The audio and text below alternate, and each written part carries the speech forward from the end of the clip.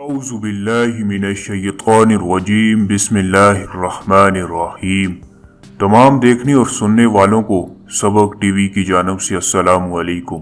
दोस्तों, आज मैं आपको एक ऐसे फल के बारे में बताऊंगा जिससे आपकी खून की कमी पूरी हो जाएगी। मजीद आगे बढ़ने से पहले तमाम नए दोस्तों से गुजारिश है कि हमारे चैनल सबक टीवी को लाजमी सब्सक्राइब करें और बेल के बटन को दबा दें। आलू बुखारा मशहूर फल है। इसे पकाने और सुखाने के बाद भी खाया जाता है। ये तिब्बी अहमियत का हामिल फल है। बुखार और बीमारी के बाद जायके को तब्दील करने के लिए आलू बुखारे का इस्तेमाल आम हो गया है। मगरबी ममालिक में इसकी डिशेस भी बनाई जाती हैं जो जायकेदार होती हैं। पाक और हिंद में इसे ज्यादातर दवाइयों के तौर पर इस्तेमाल किया जाता है। इस फल में चिकनाई, protein, vitamin A, vitamin B और सी, विटामिन ई पाए जाते हैं। इसमें कैल्शियम, आयरन, पोटाशियम, सोडियम और मैग्नीशियम बकसरत पाए जाते हैं। ब्राउन और ब्लैक रंग के बेजवी शक्ल का ये फल एंटीऑक्सीडेंट का हामिल है। ये कैंसर के इम्कान को खत्म करता है। ये जिस्मानी और दिमागी सेहत के लिए भी बेहतरीन है। ये कोलेस्ट्रॉल